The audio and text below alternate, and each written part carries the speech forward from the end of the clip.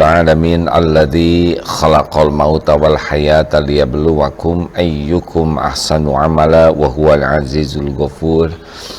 Allahumma salli wa sallim wa barik ala sayyidina Muhammadin wa ala alihi wa ashabihi ajma'in. Sahabat-sahabatku sekalian, semoga Allah melindungi kita dari apa yang Allah haramkan. Jadi Allah memberikan sesuatu kepada kita pilihan, ada yang halal, ada yang haram. Sebetulnya mudah saja sih kalau Allah mau kasih halal saja. Sedunia ini halal bagi kita gampang, karena Allah yang punya segalanya dan Allah yang menentukan segalanya. Tapi Allah menciptakan juga yang haram, kan? Apip, suaranya ada enggak? Sudah ada. Izin clear. Di medsos sudah ada belum? Di Facebook tidak ada suara. Halo? Izin, seharusnya sudah ada. Bentar. Itu tertulis di Facebook nggak ada suaranya, katanya. Maaf ya para pemirsa. Mereka sudah diperbaiki.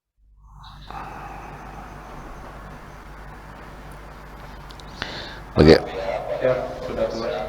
Nah, sudah keluar sekarang. Mohon maaf kepada semua kawan-kawan yang menyimak, yang kelalaian kami barusan kurang bisa tersimak. Jadi sekali lagi bahwa mudah saja bagi Allah membuat semua makanan kita halal. Tidak ada masalah, tinggal makan apapun. Tapi faktanya Allah menciptakan di antara banyak hewan, ada sapi, kambing, berbagai Allah ciptakan saja. Babi itu ciptaan Allah ya. Babi itu bertasbih kepada Allah setiap saat. Babi tidak pesan untuk menjadi babi. Kita melihat babi harus ingat Allah yang menciptakannya ya. Jadi jangan sampai sibuk dengan babi dan tahu babi itu haram, diharamkan oleh Allah ya. Tidak usah penuh dengan kedendaman, kebencian lihat babi, tetapi perlakukan saja sesuai dengan aturan agama ya. Lalu kita juga Allah ciptakan madu, air jernih, susu, jus, dan aneka minuman. Lalu Allah ciptakan juga khamar sebagai ujian bagi kita. Khamar itu bisa memabukkan. Sebagian ada merasakan enak dan manfaat karena menghangatkan badan. Tetapi bagi umat Islam sudah jelas hukumnya bahwa ini adalah haram. Ya, jadi Allah ciptakan itu untuk ujian kepada kita. Apakah kita akan menuruti nafsu kita atau kita akan memilih apa yang Allah sukai. Nah, termasuk di dalam bisnis ya, ada yang halal jual beli, juga ada riba. Nah, kini juga ujian, kita ingin ikut yang mana nih ya? Apakah kita akan memilih apa yang Allah sukai atau kita lewat nafsu kita sehingga kita memilih apa yang Allah tidak suka? Nauzubillah ya. Nah, seyogianya kita ini sangat serius untuk memilih apa saja yang Allah sukai, karena pada kebahagiaan, kemuliaan, keselamatan itu ada pada yang Allah sukai. Allah menciptakan perintahnya dan juga Allah juga membuat larangannya. Nah, ini ujian bagi kita. Nah, masalahnya nafsu itu sukanya kepada apa yang tidak Allah sukai. Seperti ya begitulah. Tahajud, nafsu maunya tidur saja, tapi Allah sukanya kita tahajud. baca Quran. Allah suka baca Quran, kita lebih suka baca WA, Google dan yang lain-lain. Allah suka kita bersedekah, kita lebih sukanya ngumpul-ngumpul dan pelit. Begitu nafsu itu melakukan yang tidak Allah suka. Nah, termasuk dalam makanan. Orang-orang yang hanya diperbudak nafsu tidak peduli kepada halal haram. Pedulinya adalah apa saja yang menurut dia bagus, nafsunya bagus, dia suka, dia lakukan. Nah, ini biasanya hanya kepada kepuasan duniawi. Jadi kita melihat halal haram ini ujian dari Allah ya. Kita tidak usah ribet, pokoknya apa yang Allah halalkan itulah, apa yang Allah haramkan ya sudah tinggalkan sebagai ibadah kita, kepatuhan kita kepada Allah. Kalau kita lakukan ini, sebetulnya kita akan lebih bahagia, akan lebih mulia dan menjadi selamat. Nah, kajian kali ini adalah Ustadz Fahrudin, harusnya Ustadz Mulyadi, tapi dapat kabar istri beliau sedang sakit ya. Istri dan anak sedang masuk rumah sakit Mitra Kasih Cimahi karena demam berdarah. Saya jaga di sini dari hari Sabtu, mohon doa ya Allah. Kita doakan sahabat-sahabatku sekalian, semoga Allah yang maha menyembuhkannya, syafiwan. Ya Rabban nas idbil ba'sa ya Allah. Anta syafi ya Allah. La syifaan illa syifa'uka. Syifaan la yuqadiru saqama. Ya Allah, berikan kesembuhan keduanya ya Rabb. Engkaulah yang menggenggam lahir batinnya, Engkau yang menguasai segala-galanya. Angkat penyakit ini ya Allah, karuniakan kesembuhan yang tiada lagi penyakit di dalamnya, kesembuhan yang menambah kedekatan kepadamu ya Allah. Karuniakan hikmah dan kesabaran. Taqabbal minna ya Allah, innaka antas samiul alim, wa tub alaina innaka antat tawwabur rahim. Amin ya Allah ya rabbal alamin. Sallallahu alaihi wasallam. Mudah-mudahan Ustadz Mulyadinya juga disehatkan ya. Bagaimana Ustadz Fahrudin sudah bergabung? Zina belum bergabung. Ya, mudah-mudahan sedang dalam proses ya. Jadi begitu rekan-rekan sekalian, kalau kita melihat apa yang Allah suka itu, kita udah bulat saja husnuzon. Inilah yang membuat saya bahagia. Inilah yang membuat saya selamat. Udah nggak usah, tidak usah terlalu banyak pikiran ya. Allah suka, pasti ini baik buat saya, baik bagi lahir, bagi batin. Apa yang Allah tidak suka, ya udah pasti buruk nih. Karena Allah yang menciptakan saya, Allah tahu apa yang terbaik dan yang berbahaya bagi saya. Gitu aja. Allah suka memerintahkan kita memaafkan, ya udah nggak usah rewel. Orang bikin saya maafkan saja karena ini Allah suka. Apa yang Allah suka pasti baik, dan kita lakukan apa yang Allah suka itu bukan demi penilaian makhluk, tapi kita lakukan agar Allah suka kepada kita. Allah memerintahkan sesuatu, sholat tepat waktu, berjamaah di masjid ya, apalagi sekarang sudah membaik, maka kita lakukan bukan untuk dianggap soleh, bukan agar kita dianggap jadi orang baik, tidak, kita lakukan karena Allah suka. Jadi sebetulnya hidup ini belajar itu adalah untuk mengenal Allah, belajar itu untuk mengetahui apa yang Allah sukai dan apa yang Allah tidak suka, belajar itu untuk tahu apa yang manfaat dan yang tidak manfaat, lalu udah jalanin saja ya hidup ini. Seperti wa idza sa'alaka ibadi anni fa inni qarib ujibu da'watad da'i dan falyastajibu li falyu'minu bi la'allahum yarshudun. Udah patuhi saja apa yang Allah perintahkan sekuat tenaga ya, walaupun pasti setan nipu kita supaya kita nggak melakukannya, dan juga nafsu kendaraan setan itu membuat kita mau melakukan yang sebaliknya.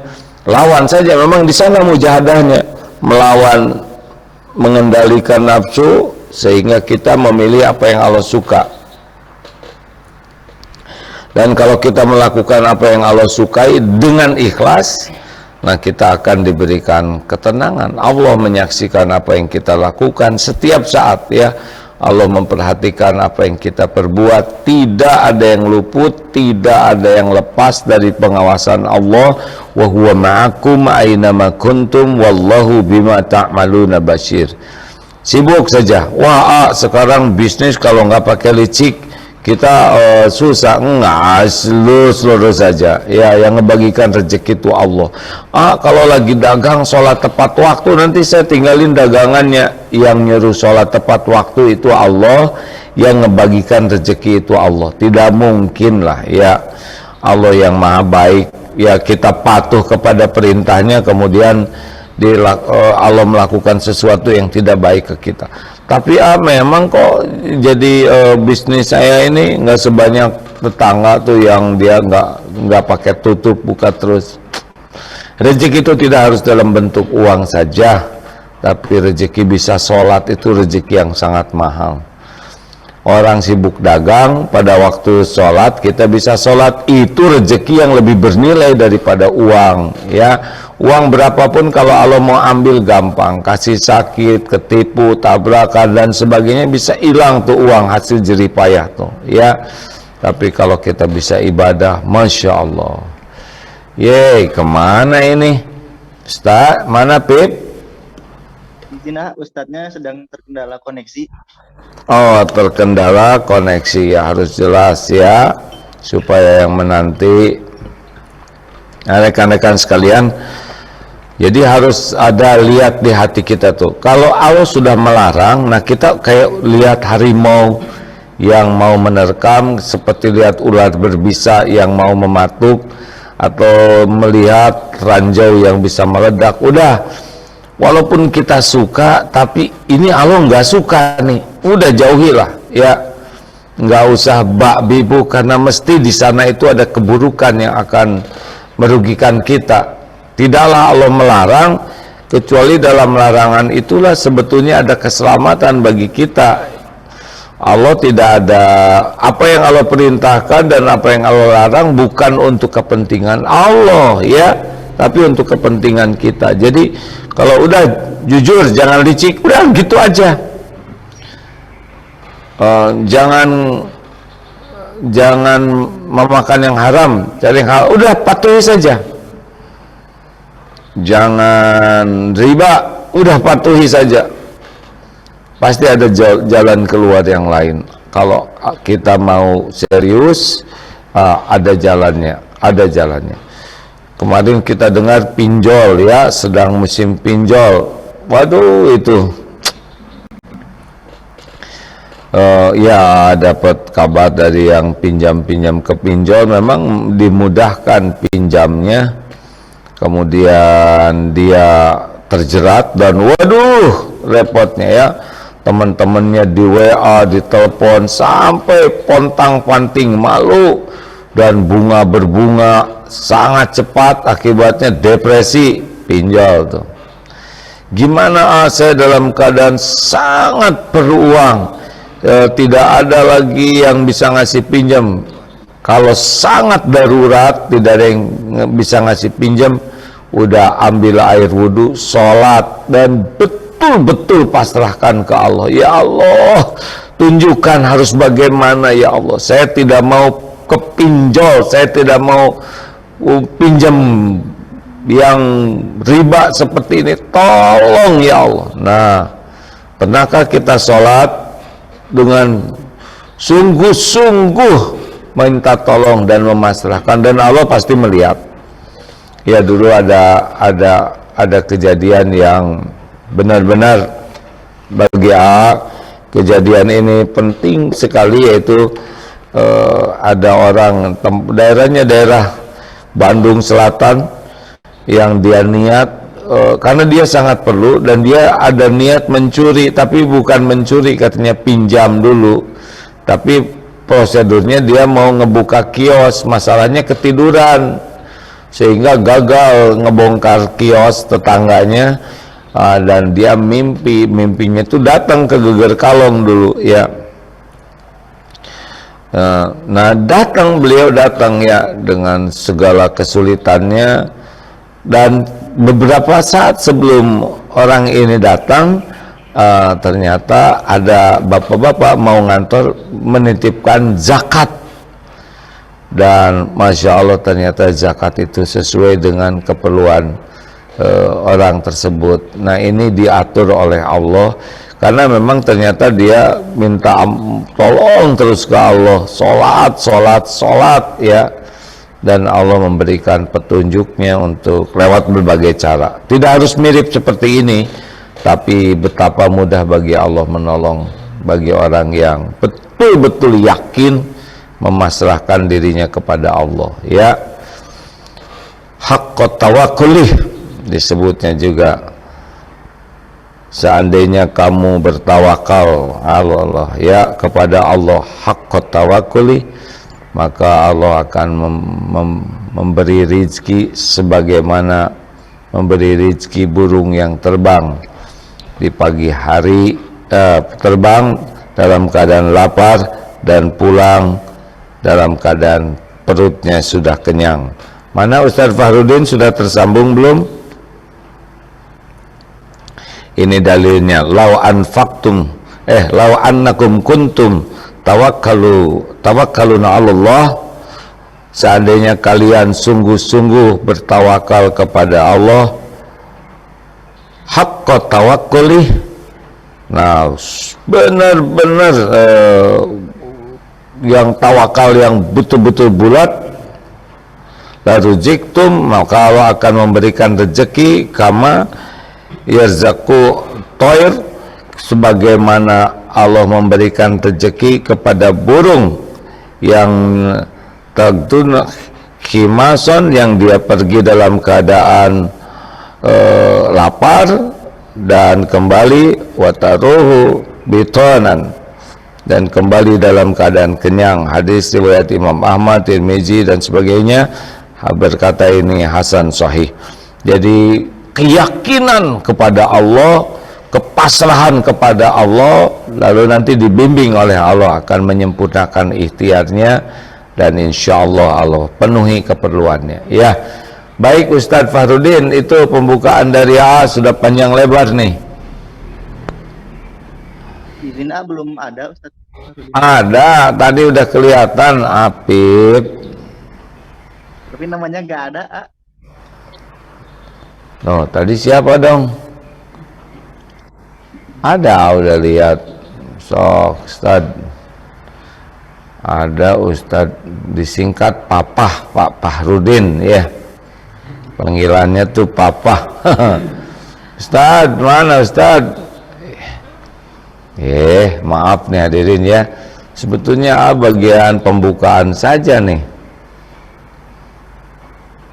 Ini Dokter Asep, kalau orang suka makan yang haram-haram, apakah ada efek secara kajian pengalaman? Baik, pernah saya mengkaji dalam suatu tugas kuliah, yaitu haram itu kan ada haram dari zatnya, haram dari cara memperoleh. Nah, ketika memperolehnya itu haram, sebetulnya sulit untuk ditelusuri. Tetapi ketika zatnya itu haram, sangat banyak risetnya. Contoh, misalnya angka kejadian penyakit jantung koroner, kemudian juga penyakit pengerasan hati atau sirosis, kemudian penyakit terjadinya kebocoran pada lambung, seiring dengan tingginya konsumsi alkohol. Itu dibuktikan di beberapa negara, penelitiannya itu sangat banyak. Artinya ketika ini suatu diharamkan, maka efek medis pun ternyata akan nampak di sana. Yang kedua adalah ketika kita berbicara misalnya tentang babi ya, babi itu kenapa diharamkan hanya Allah yang tahu, bukan karena cacing pita, bukan karena A, B, C dan lain sebagainya. Ya, benar. Ketika kita lihat memang sangat ada kemiripan dari faktor genetik antara babi dan manusia. Itu juga ternyata mempunyai beberapa permasalahan ketika dikonsumsi dalam jangka waktu tertentu. Begitu Pak, Ustadz Baharudin sudah ada. Oh iya, nah seperti itulah rekan-rekan sekalian, bahwa kenapa kita tidak, ya karena Allah mengharamkan, sudah selesai di sana. Sesudah itu ketemu hikmahnya, barulah ya. Tapi jangan karena ini Allah mengharamkan, tetapi kenapa? Karena Allah mengharamkan, ya sudah, tinggal cari hikmahnya. Jadi jangan kenapa Allah melakukan ini, kenapa Allah memerintahkan dan melarang. Kalau Allah sudah memerintahkan dan melarang, ya sudah, terima. Ini karena diperintah Allah atau dilarang Allah, kemudian carilah hikmahnya. Ya, terima kasih. Tuh, Papa Rudin hilang lagi. Papa. Mana Papa teh? Barusan. Hilang tenggelam ya. Ya, sok ada lagi. Itu kan suka ada bahwa orang dilarang menggunakan alkohol, juga dilarang merokok, itu ya berarti ada sesuatu di sana ya Dok ya? Ya betul, ketika ada larangan, walaupun itu dalam bentuk pemakruhan, ternyata memang dampaknya tidak selalu bisa kita peroleh jangka pendek. Penyakit yang bisa diambil oleh para perokok ditabung bertahun-tahun, yaitu disebut dengan burger disease. Disease ini hak prerogatif dari para perokok gitu. Bisa diambil nanti ya Bapak Ibu para perokok, mungkin 20 tahun atau 30 tahun kemudian, itu ya bonusnya. Kalau kita lihat, burger disease itu adalah sebuah penyakit di mana terjadi gangguan pada pembuluh darah. Pembuluh darah umumnya terjadinya di kaki ataupun di lengan gitu, tapi kebanyakan saya baca sih 80% terjadinya di kaki. Pembuluh darah itu menjadi lebih keras, kemudian juga dia itu tidak bisa elastis, kurang bisa melebar, kemudian lubangnya atau lubangnya itu mengecil. Akibatnya suplai makanan, suplai oksigen, pembuangan sisa metabolisme ke darah kaki itu sangat terganggu. Mula-mula gejala pertama yang paling dirasakan adalah nyeri, dan nyeri hanya itu khas di pagi hari ketika cuaca dingin. Karena seharusnya cuaca dingin di pembuluh darah itu bisa melebar sehingga bisa memberi nutrisi dan kalori yang lebih banyak gitu ya. Nah, lama-kelamaan terjadilah nekrotik atau kakinya itu busuk. Dan kejadian ini bukan karena masalah kolesterol, bukan juga masalah kelainan pemukuan, tapi ini adalah akibat racun yang ditimbulkan oleh rokok. Itu yang disebut burger disease. Beberapa kali saya amputasi kaki begitu ya, karena memang sudah tidak bisa pembuluh darahnya diperbaiki lagi, karena pembuluhnya itu seperti akar gitu, jadi tidak elastis. Itu salah satu mungkin yang pernah saya temukan gitu, Ya, rekan-rekan, terlepas dari perbedaan pendapat, ada yang mengatakan makruh, ada juga yang memfatwakan haram, ya, tapi kita sekarang bicaranya kalau tentang rokok ya, adalah lihat saja dampak negatifnya. Wah, itu kok ada perokok panjang umur, memang jatah umurnya panjang, cuma itu dia ada burger disease-nya ya. Ya, bonusnya. Ya, mana Papa Rudin. Maaf, teruskan Dok. Ya, baik, ketika kita dihadapkan dengan makanan yang haram, misalnya seseorang mengkonsumsi kan kalau dalam masakan itu ada juga memasaknya itu dengan menggunakan hammer juga ya, jadi secara langsung, tapi dia jadikan sebagai media untuk memasak. Nah, kalau dilihat dari data yang pernah saya baca juga, bahwa memang efeknya itu tidak sedahsyat dari mengkonsumsi alkohol atau khamar secara langsung. Nah, efeknya ini biasanya rata-rata pertama kali muncul itu dalam saluran cerna. Nah, kumulasi efek ini juga bisa terjadi pada sistem saraf. Nah, sistem saraf yang terjadi akibat dari banyaknya konsumsi atau menggunakan zat-zat yang mengandung khamar ini adalah Mula-mula itu adalah baal-baal. Baal-baal di daerah tertentu, ataupun kalau kita istilahnya mungkin parestesi ya, seperti kesemutan. Nah, ini bisanya didapat dalam jangka waktu panjang, bisa 8 tahun, bisa 12 tahun kemudian juga bisa didapatkan. Nah, kerusakan ini terjadi pada selubung mielin. Selubung mielin itu ibarat kabel, kabel itu kan ada bungkusnya. Nah, bungkusnya itu atau karetnya itu yang mungkin kita ibaratkan selubung mielin. Nah, karena bungkusnya ini sebagian robek, sebagian rusak begitu, sehingga mudah terjadi korslet ya. Nah, ketika terjadi korslet timbullah berbagai macam akibat. Di antaranya adalah arus listrik itu tidak bisa disampaikan dengan sempurna. Kemudian juga terjadi loncatan-loncatan listrik di antaranya. Itulah yang mengakibatkan di otak bisa terjadi gangguan aspek kognitif begitu ya, kemudian aspek memori. Memang ini sahabat-sahabat semua tidak bisa berdiri sendiri dan dipastikan akibat alkohol 100%. Tapi kalau dilihat dari penelitiannya memang ada perbedaan antara mereka yang mengkonsumsi alkohol dengan kejadian penurunan memori, kemudian juga mudahnya terjadinya demensia. Itu yang pernah saya baca. Iya. Baik. Ya, mana nih? Sok atau ada tanya jawab kawan-kawan sekalian. Ya, ini hikmah ya. Kali ini kita coba hikmah. Sebetulnya makanan itu cuman segini enaknya ya. Udah lewat sejari mah udah. Mau yang halal, yang haram juga nggak akan apa karena dia makannya super enak sampai ke usus-usus, enggak kan. Jadi ya reseptor enak tuh cuman sampai di segimana sih, Dok? Ya, di lidah kurang lebih panjangnya itu 12 sampai 16 cm. Kita enak-enak tuh, buat kita enak tuh cuman segitu ya. Setelah itu kan tidak ada reseptor untuk rasa lagi ketika masuk ke dalam esofagus, saluran yang menghubungkan antara mulut dan lambung. Di sana makanan seenak apapun akan dirubah jadi asam. pH-nya itu 2,3 sampai 3,1, sangat asam sekali. Dan di sana memang sudah tidak ada rasa beda antara sate ya, dengan sampe begitu. Jadi kita beli yang mahal-mahal pontang-panting ke restoran itu hanya ngejar yang 12 cm ini ya. 12 sampai 16 itu reseptornya ada di sana.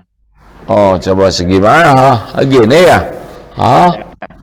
Sampai lak-lakan itu udah nggak ada rasanya kan ya, lak-lakan. Terakhir paling ujung itu sensasi pahit. Terakhir paling ujung itu paring, di dekat paring di sana. Nah, sana pahit aja. Jadi kita beli ini, beli itu, steak ya, ayam sowir dan sebagainya tuh ngebelain aja itu yang segitu-gitunya ya. Iya, betul, segitu. Kalau ada yang katanya kita makan di restoran itu di lantai 50. Waduh, antri, ternyata hanya ngebelain segitu. Dan nggak bisa lama kan? Ya. Nggak bisa lama itu juga, mungkin lama-lama jadi ada hilang sensasinya juga nggak tuh, Dok? Iya, betul, ada yang disebut dengan aftertaste. Jadi rasa setelah makanan itu lewat. Aftertaste ini tidak semua makanan ada, begitu. Contoh misalnya yang aftertaste-nya lama biasanya kopi. Kopi ada yang aftertaste-nya lama, setelah kopi itu lewat rasanya itu masih ada. Dan kalau dihitung itu memang tidak lebih dari 2 sampai 3 menit. Jadi total dengan minum mengunyah paling sekitar 5 menitan itu sensasi enaknya itu. Eta ya nih ya, kepada yang bokeh tidak banyak uang ya, segitu-gitunya ya. 35 udah. Sekarang misalkan es krim ya, aduh ini es krim enak, dimakan terus ngegayam 2 jam makan es krim misalkan ya. Saya kira lidahnya jadi es krim. Kan ada batasnya mungkin ya Dok ya. Iya, betul. Itu yang pedas apa tuh level 5. Gimana itu kan ada yang makan super pedas, itu di lidah juga ya? Ya, betul, di lidah juga. Ketika di lidah mungkin di sensasinya dia enak, memuaskan dan memenuhi hasrat begitu atas keinginan yang pedas. tetapi di sepanjang saluran pencernaan itu menderita, A. Oh gitu. Masuk di bagian bawah di sana, A. Knalpot. Ya, ketika Kan itu, ada yang jadi jeding mungkin knalpotnya gara-gara makan. ya, salah satu penyebab tingginya angka hemoroid adalah masalah konsumsi makanan, karena yang masuk melalui mulut pasti keluarnya lewat sidia itu, A. Jadi nggak bisa belok kemana-mana. Di atas enak, di bawah enak gitu, A. Bukan ya. Di di bawah manyun ya. Tunggu dulu kawan-kawan, ini maaf ya, hari ini mau memperlebar aja ini bahwa bahwa ya selain ada yang haram juga ada yang makruh ya, seperti misalkan pedas ya, karena sekarang Allah menciptakan pedas ya, lagi nanam cengek nih ya, tetap harus laku cengeknya, tapi kalau berlebihan itu kan sampai wah merah sehalata-lata gitu, itu efeknya apa aja nih dok? Ya, baik. Makanan pedas itu umumnya tinggi dari asam sitrat, A. Nah, ketika makanan tinggi asam juga ini akan berpengaruh terhadap keseimbangan asam di dalam saluran pencernaan. Yang kedua, ketika mengkonsumsi makanan pedas, ternyata yang terjadi bukan hanya di lidah saluran pencernaan, tapi juga ketika pedasnya itu berlebihan pada orang tertentu, maka akan terjadi pelebaran pembuluh-pembuluh darah kecil dimanapun, termasuk pembuluh darah kecil misalnya di bagian telinga, di koklea begitu, sehingga pada orang-orang tertentu yang mengkonsumsi pedas berlebihan bisa telinga itu menengung karena terjadi vasodilatasi, namanya itu pelebaran. Pelebaran ini juga bisa terjadi di pembuluh darah kecil yang ada di otak juga.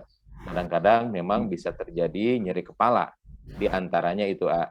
Jadi tidak hanya efeknya itu lokal, tapi rangsangannya itu bisa sampai ke pembuluh darah sistemik. Maaf ini ya, punten lah hari ini mah kita ngobrol ke sana sini ya. Nah sekarang tentang jengkol ya, putih ya. Memang dari segi penampilan juga agak gimana, dari segi nama juga jengkol ya. Tapi katanya ada jengkol asid ya, yang membuat orang bisa kalau berlebihan. Gimana tuh Jok? Dok. Gara-gara ada Joko di sini ya nggak? Ya, A. Jadi sisa metabolisme yang terkandung di dalam jengkol ini bisa mengakibatkan terjadinya pembentukan kristal di dalam saluran kencing.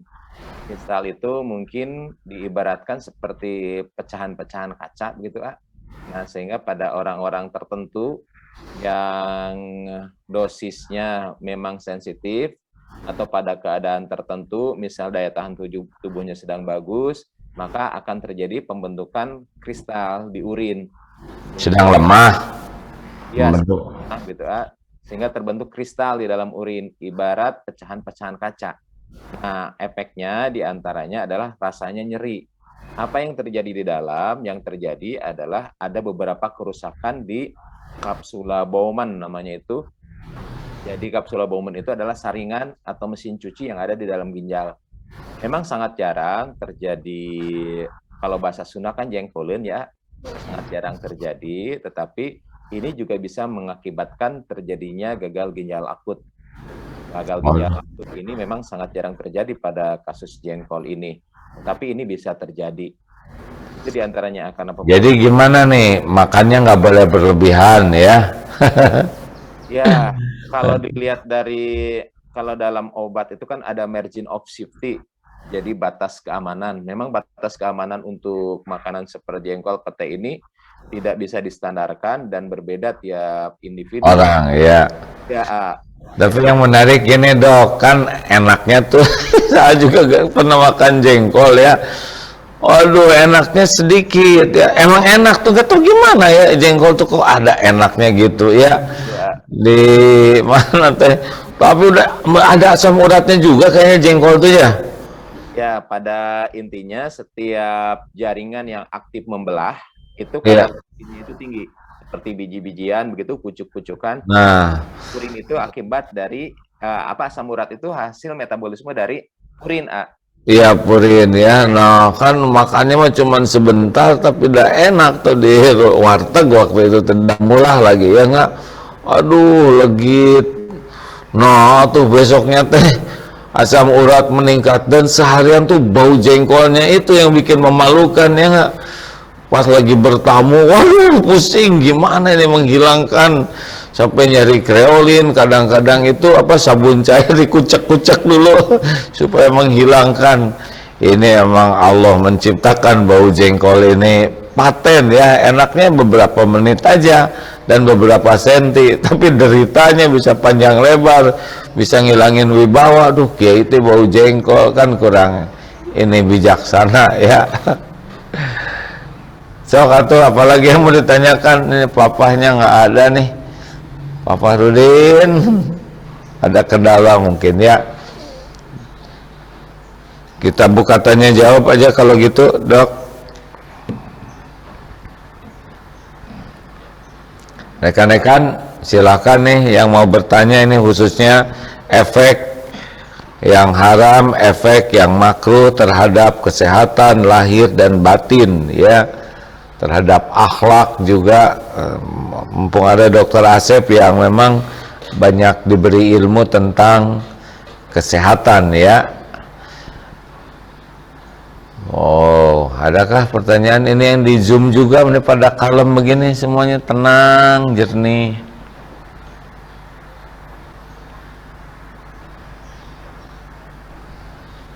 Ada ya rekan-rekan sekalian, jadi memang astagfirullah ya, kalaupun mau makan ya usahakanlah jangan berlebihan sehingga kita tidak kerepotan membuat toilet menjadi bau, apalagi toilet umum gara-gara kita ya nggak. Lalu tiap yang masuk kita sah ya teh, kalau jengkolnya bau, kurang bijak lah ya. Silakan Ibu Eis ya. Tidak perlu dibuka juga tidak apa-apa, suara aja cukup, silakan. Assalamualaikum. Waalaikumsalam warahmatullahi wabarakatuh. Itu yang kaitannya dengan jengkol dan pete. Ada beberapa yang nge-share tuh katanya ada manfaatnya juga. Betul nggak sih, Dok? Oh itu manfaat jengkol. Siap, Dok. Wah jadi obrol jengkol ya.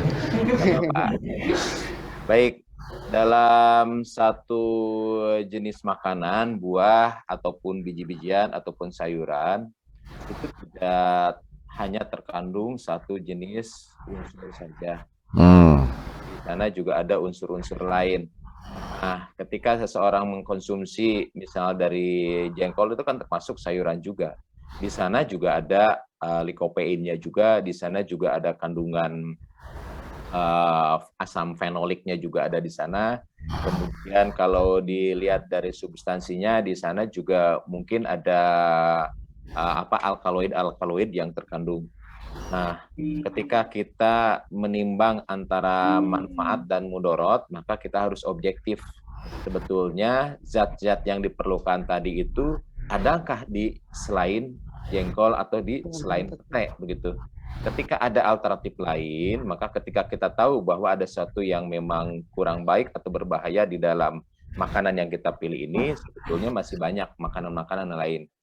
Nah, betul Kak, jengkol juga ada yang postingan gitu, postingan jengkol katanya untuk diabetes begitu. Nah, saya coba cari jurnalnya begitu ya, ternyata belum nemu, bukan nggak ada. Bisa saja saya belum menemukan jurnalnya seperti itu. Ini perlu kita sikapi juga dengan bijak, karena jangan sampai kita mengambil manfaat sesuatu karena dasar yang belum kuat begitu ya, sehingga efek yang banyak mudorotnya mungkin menimpa pada diri kita mungkin gitu. Ya. Terima kasih Pak Dede. Silakan Pak Dede. Ustadz Fahrudin minta maaf, ini ada keterbatasan bukan kuota tapi keterbatasan sinyal. Silakan itu Pak Dede. Assalamualaikum Pinten, saya Dede. Oh ya maaf dah tuh Dede ya, tidak pakai penjelasan di belakangnya. Maaf Bu Dede. Ya, nggak apa-apa. Assalamualaikum warahmatullahi wabarakatuh. Punten, mau nanya, gimana seandainya kita tidak tahu nih di dalam badan kita ternyata kita pernah makan dari sesuatu yang misalnya barang yang diharamkan gitu, terus untuk apa agar barang haram tersebut tidak ada di dalam badan kita lagi, gimana itu mensikapinya? Itu saja. Oh, kalau kita merasa sudah pernah memakan yang tidak halal, ya kita tobat pasti, kemudian kita pastikan lebih hati-hati lagi di dalam makan dan memberi makanan orang lain lebih banyak lagi, ya. Kita ngasih sedekah, ngasih makanan ke orang lebih banyak lagi. Di antaranya itu yang atau ya, kita minta ampun, kita berhenti, kita lebih hati-hati, dan kita banyak memberi makan yang baik kepada orang lain. Tuh, nuhun. Itu ada pertanyaan ini tentang diare. Apakah ada? Oh, diare teh gimana itu? Kok tiba-tiba diare tuh baru masuk kemudian lalu lintasnya kok jadi mules gitu, gimana dok? Ya, diare itu sebetulnya salah satu mekanisme pertahanan tubuh untuk melindungi tubuh dari zat-zat yang berbahaya. Ketika dianggap zat itu berbahaya, maka akan terjadi percepatan pergerakan usus. Pergerakan usus cepat sehingga feses yang tadinya belum siap untuk dikeluarkan pun, karena kan cairannya harus diserap dulu di usus besar begitu. Nah, itu cepat keluar. Akibatnya maka terjadilah diare.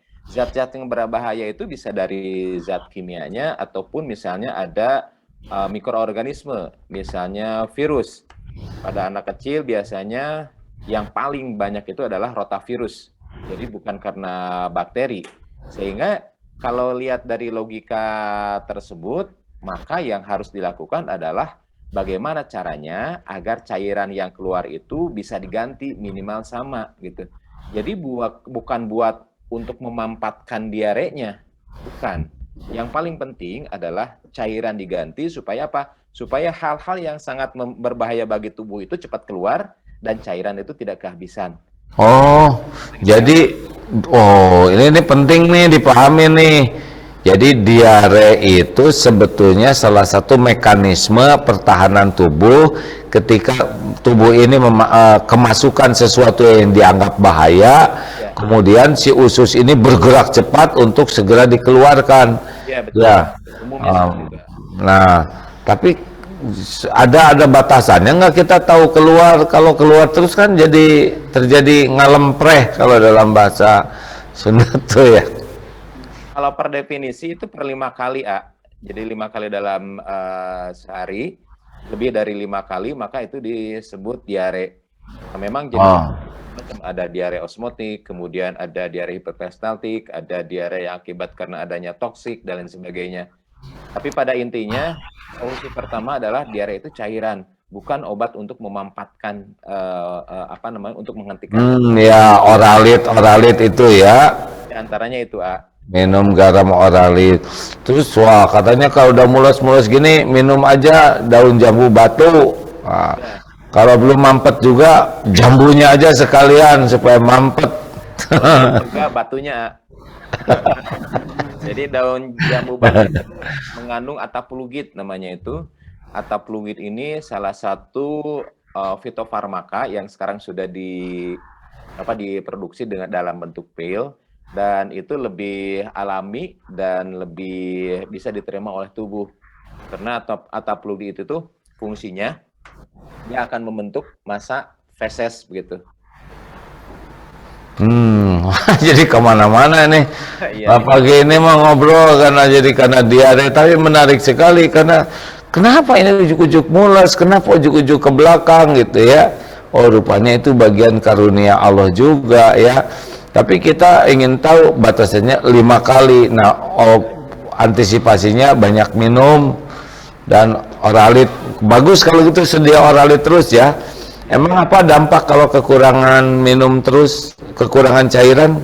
Ya, jadi cairan yang keluar dalam diare itu ada air, kemudian juga ada mineral.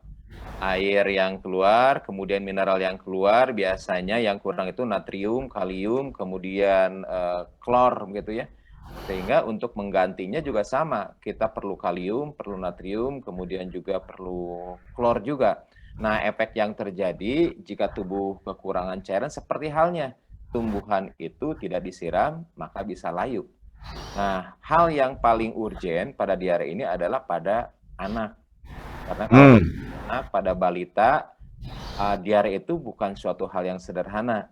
Karena ketika terjadi kekurangan cairan, maka dampaknya itu sangat signifikan. Kasarnya mungkin terhadap hidup manusia. Jadi beberapa kasus ketika diarenya itu lebih dari 6 kali, 10 kali begitu ya, tidak ada cairan yang masuk, di pembuluh darah itu kan menjadi kolaps, jadi menjadi memipih, diinfus aja susah. Untuk memasukkan jarum aja susah. Maka beberapa kali kasus saya pernah melubangi gitu ya, di tulang kering gitu ya, dilubangi, cairan infus masuk ke sana. Nah, itu sudah mulai ada pembuluh darah terbuka, baru bisa kita infus. Atau kalau misalnya nggak bisa juga pembuluh darahnya kita bedah, kita bongkar, masukkan cairan. Jadi betapa sahabat-sahabat hati-hati ketika berhadapan diare pada anak-anak dan usia lanjut. Wih, usia lanjut? Ya. AA 60 termasuk usia lanjut gitu? Jujur aja, jangan menjaga perasaan saya. Usia lanjutan dari 59 kan 60. Iya, enggak, itu tuh termasuk usia lanjutnya umur berapa? Nah, beberapa definisi ini berbeda-beda. Ada yang katakan, yang benar, jangan jaga perasaan ini. Ada yang mengatakan 68. Oh, alhamdulillah. Berapa kriteria? Karena makin kesini itu usia lanjut, jadi kan ada usia itu ada usia kronologis, ada usia biologis ya, ada kronologis, tidak selalu sebanding antara usia biologis dengan usia kronologis. Kronologis mungkin sudah 65 tahun misalnya, tapi usia biologis mungkin dia itu baru sekitar 40 tahun karena vitalitas fisiknya itu masih setara dengan rata-rata usia 40 tahun gitu. Makanya terjadi pergeseran di sana. Aduh, ya. Saya banyak minum sekarang, suka bawa yang 2 liter tuh, ada yang ngasih hadiah botol bukan galon. Kalau kemana-mana bawa galon kan malu ya. Ada botol yang sekarang 2 literan tuh, Dok, boleh tahu kan? Nah, ya itu sekarang, tapi ternyata nggak habis juga. Berarti ketahuan bahwa minum kita tidak sampai 2 liter ya? Ya, umumnya begitu. Ketika seseorang minum dengan gelas ya, hampir rata-rata tidak bisa memenuhi target. Beberapa kasus, misal dia sudah ketika ditanya itu banyak, Dok. Pak, rata-rata orang itu sudah saya hitung ya, sekali minum itu nggak pernah nyampe 1 gelas dalam beberapa tegukan pada saat itu. Rata-rata itu sepertiga. Nah, sepertiganya mungkin dibiarkan entah 2 jam, entah 3 jam kemudian. Jadi sebetulnya untuk memenuhi target, pakailah alat ukur yang mudah dan yang murah begitu. Ketika pakai botol tumbler seperti itu kan mudah untuk dilihat ya. Oh, tadi. Ya, betul. Itu betul sekali. Ternyata nggak habis juga ini. Berarti nggak sampai 2 liter tuh minum tuh ya. Walaupun ada konsekuensinya jadi sering ke kamar kecil. Nah, kalau emang kumaha ya pertanyaannya ya. Kalau dehidrasi itu kekurangan minum, apa efeknya tuh? Darah kental. Ya, pertama dehidrasi itu ada tingkat sirkulasi di mana darah yang disebut dengan circulation blood flow. Jadi banyaknya cairan yang beredar di pembuluh darah itu berkurang. Pertahankan dulu cairan di tingkat sel, karena kan pencernaan itu tingkat sel.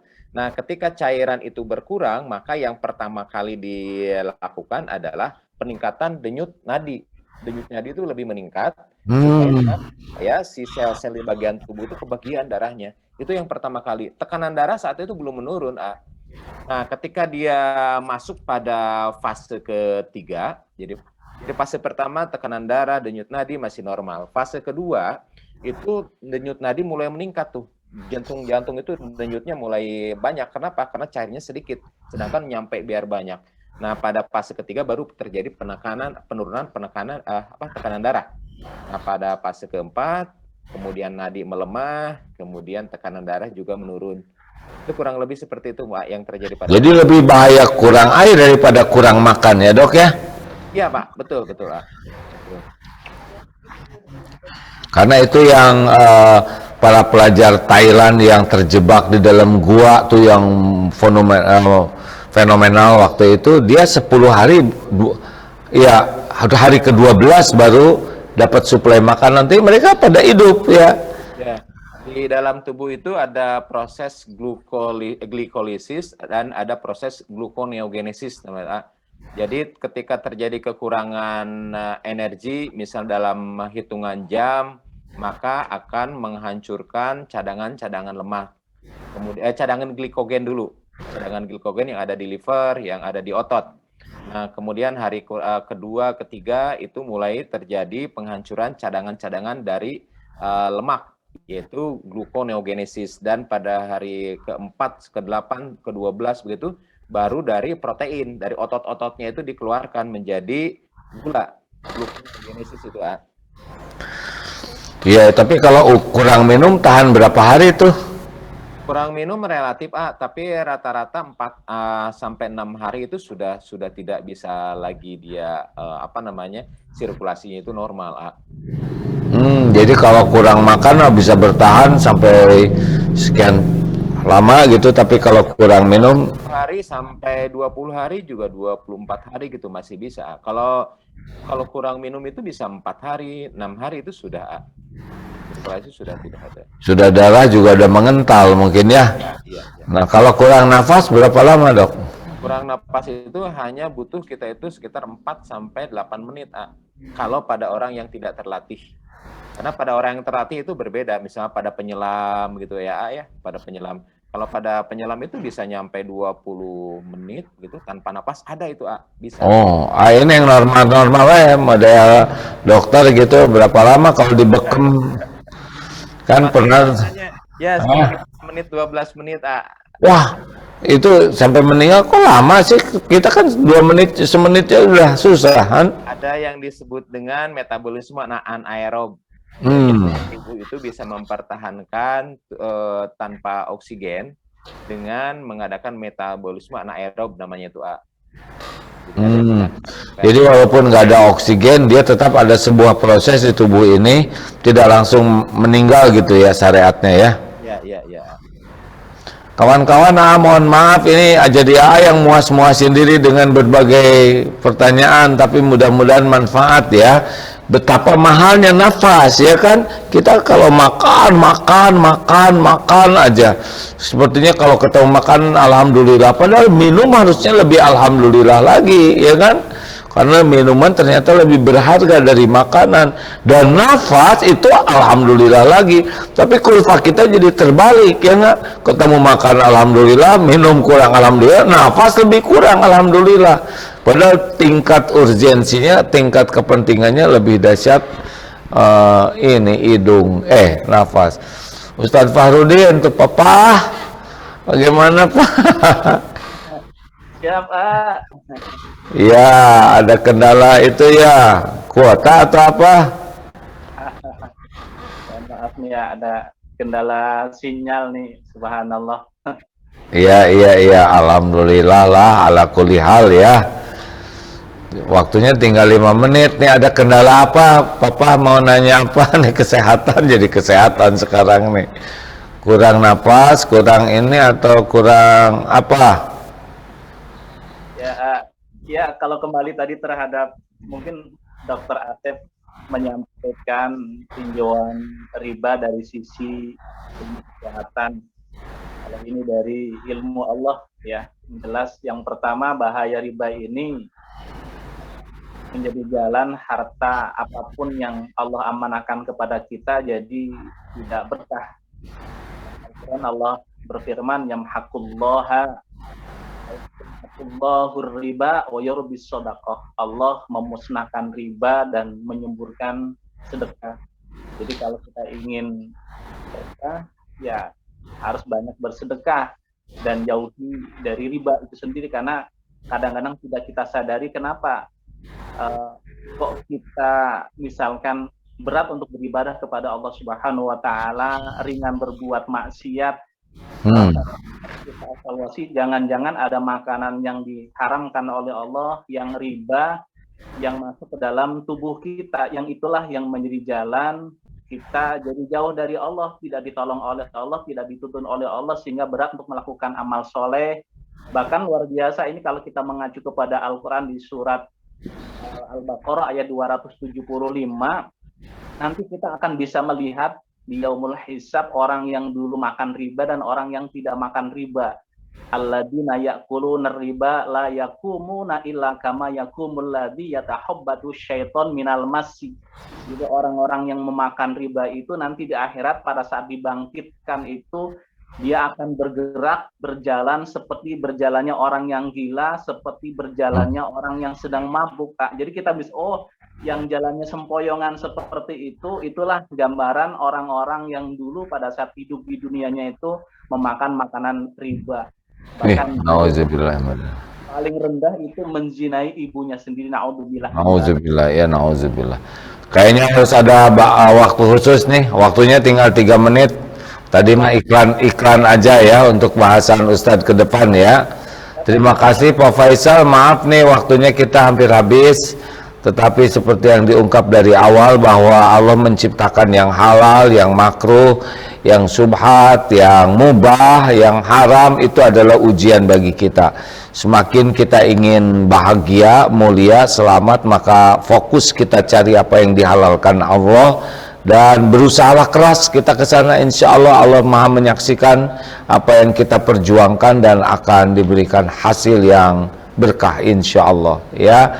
Begitu Ustaz Fahrudin, maaf ya, nggak apa-apa ya, lain waktu aja kita bahas khusus. Dr. Asep, nuhun dok ya, itu bukan kimono, ternyata itu baju sholat ya.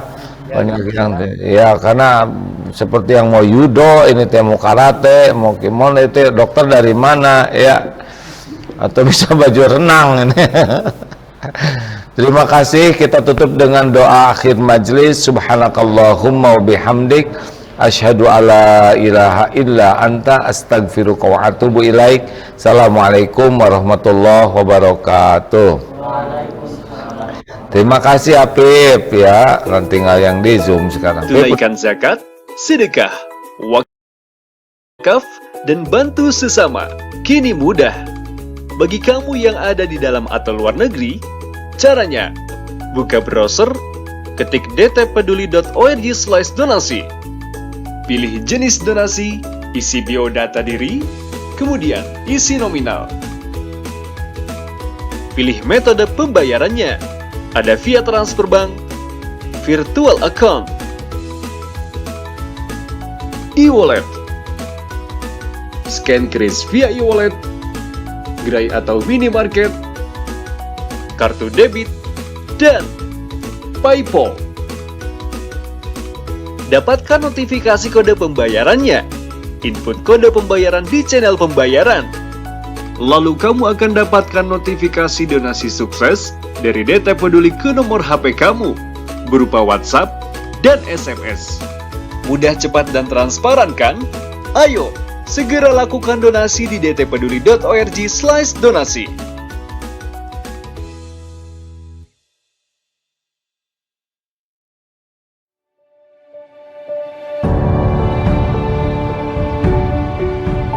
Saudaraku sekalian, ini adalah kawasan Eko Pesantren 2 di daerah Parompong. Masya Allah, luasnya 4,6 hektar dan di sini akan segera dibangun masjid dan pesantren.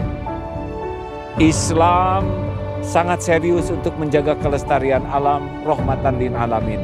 Dan mudah-mudahan menjadi ladang amal bagi siapapun yang memang merindukan membangun masjid, membangun lembaga pendidikan. Inilah kesempatan untuk beramal. Saya sangat senang sekali di daerah saya akan dibangun pembangunan masjid sama pesantren. Semoga pembangunan di sini lancar dan diberkahi sama Allah.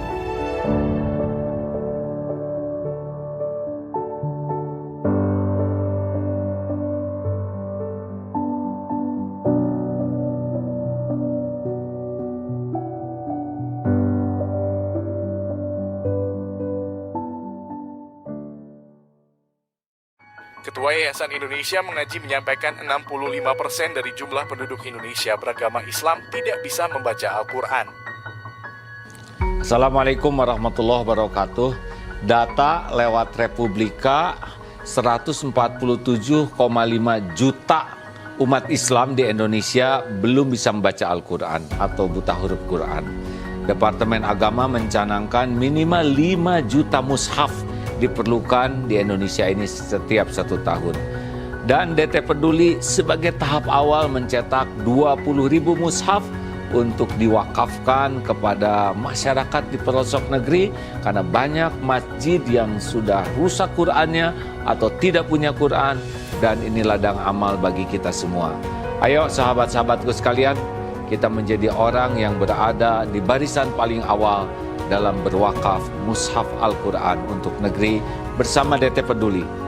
Assalamualaikum warahmatullahi wabarakatuh.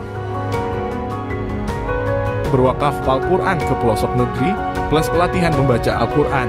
Wakaf Al-Quran Plus, raih pahala mengalir abadi.